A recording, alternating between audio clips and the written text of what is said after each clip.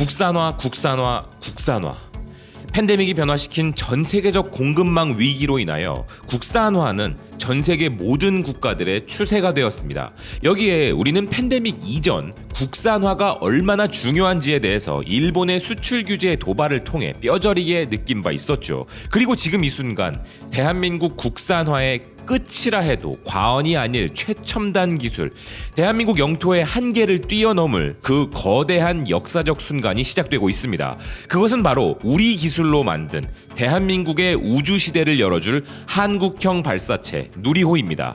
이에 대해 대한민국의 기술력이 가진 잠재력의 크기를 좀 과장하여 표현하자면 세계는 우리가 너무 두려운 대상이라 봉인을 시켜놓았던 것이라고 할 수 있겠는데요. 이제 그 엄청난 대한민국의 잠재력이 국제정세의 변화로 인하여 봉인 해제가 되고 있는 순간이라 할 수 있을 것입니다. 그 증거 중 하나는 대한민국과 우주동맹으로까지 함께 굳건히 나아가고자 하는 미국의 움직임인데요. 한미동맹의 대표적 슬로건인 같이 갑시다.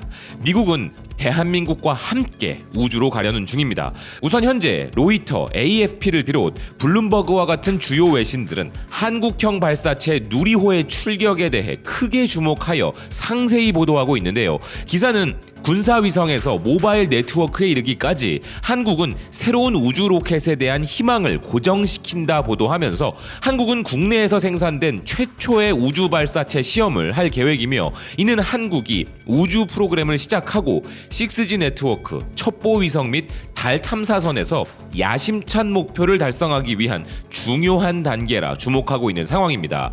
한국의 마지막 로켓 발사는 여러 차례의 지연과 여러 차례의 실패 후 2013년 발사된 바 있는데 그것들은 러시아와의 공동 개발이었던 반면 누리호는 한국의 자체 기술만으로 개발된 한국 최초의 국산 우주 발사체라는 한국항공우주연구원 한상엽 발사체 안전품질보증본부장의 말을 기사는 전하고 있는데요. 아울러 그는 자체 발사체인 누리호를 통해 대한민국이 가지게 될 경쟁력은 로켓의 탑재 형태와 발사 일정에 대한 유연성을 확보하는 것임을 강조하고 있습니다. 즉 이제는 누군가의 허락이나 도움이 필요 없는 대한민국의 독자적인 우주 항해가 시작되는 역사적인 순간인 것인데요.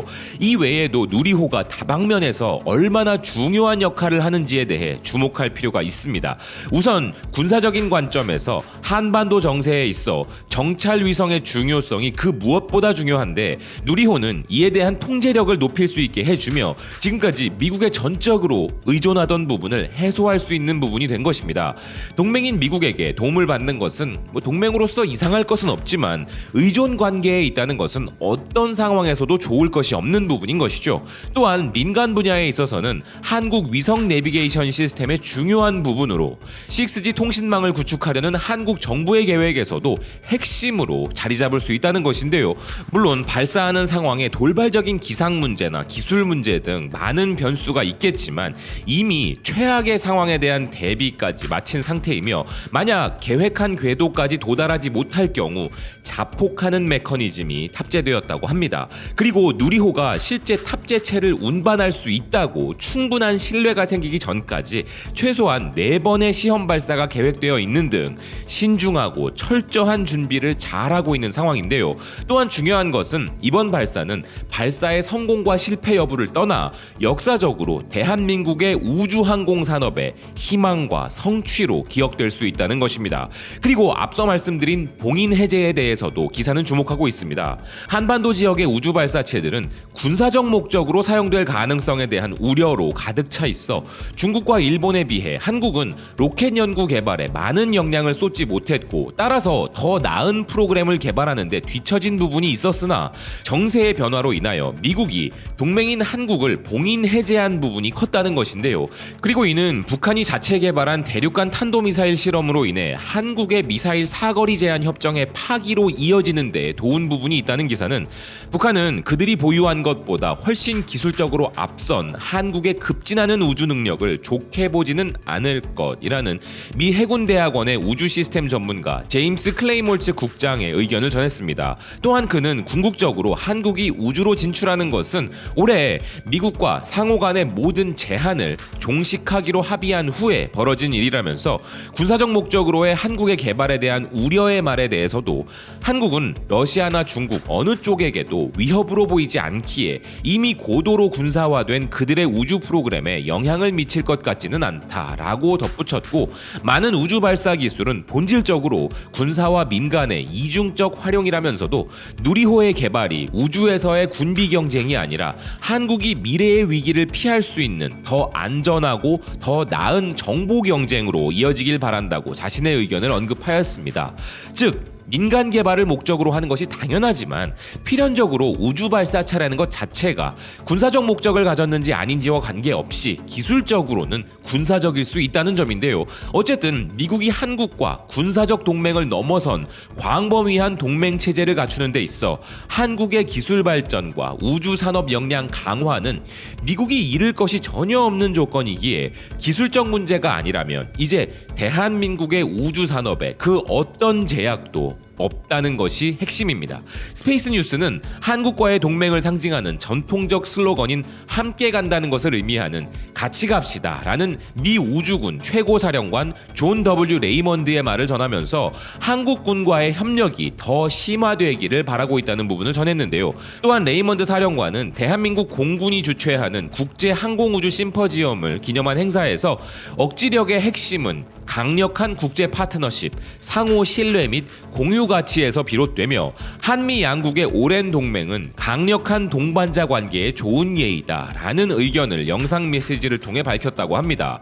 그리고 국제적으로 경쟁이 치열해지는 우주 영역에서 양국 간의 파트너십은 중요하며 지난 8월 27일 미국 콜로라도 스프링스에 있는 피터슨 공군기지에서 양국의 공군 참모총장 간에 맺은 협정에 따라 양국의 우주 파트너십은 강화된 바 있다는 기사는 한국 공군은 우주 방어 능력을 강화하기 위한 미 우주군과의 합동 군사훈련에 참가하게 된 점에 주목하고 있는데요.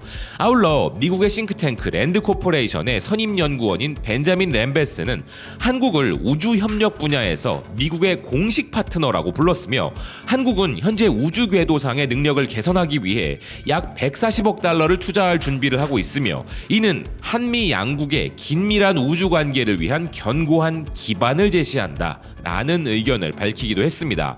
한미 동맹의 기준이 단순히 북한과 관련한 문제가 아니라 동아시아 및 전 세계적 영역은 물론 경제, 기술, 보건 등의 분야로 넓어지는 시점에 이제 그 배경이 우주까지 나아가게 된 점이 주목할 부분인 것인데요. 미국의 입장에서도 강력한 파트너가 필요한 시점이고 그 대상 국가로 오랜 신뢰관계에 있는 대한민국은 그 최적의 대상이었던 것이며 우주과학 기술에 있어 선도적이고 앞서 나가 있는 미국과의 협력은 우리에게도 큰 이점이 될 수 있는 부분이기에 양국 간의 파트너십 강화는 필연적이라 해도 과언이 아닐 것입니다. 동맹, 혈맹, 연합 다 좋은데 그 관계는 상호 간의 필요성이 충족되었을 때 유대가 계속 강화되고 이어질 수 있다는 점을 다시 한번 느끼는 부분인데요. 역사적, 안보적, 경제적 등 그 어떤 면으로 보나 이번 누리호의 실험은 대한민국에게 정말 중요하고 크나큰 보약임이 분명합니다. 그리고 이번 실험이 행복한 또 한 가지 이유는 대한민국이 자체 기술력으로 스스로 일어서서 그 잠재력을 마음껏 드러낼 수 있도록 봉인 해제가 되었음을 상징하기 때문인데요. 한때 로켓은커녕 적에 맞설 탱크 한 대 없었던, 말 그대로 아무것도 없었던 나라였던 대한민국이 시대를 이끌 선진 우주 강국으로 비상하는 순간을 우리는 목격하고 있습니다. 시청해주셔서 고맙습니다. 또 뵙겠습니다.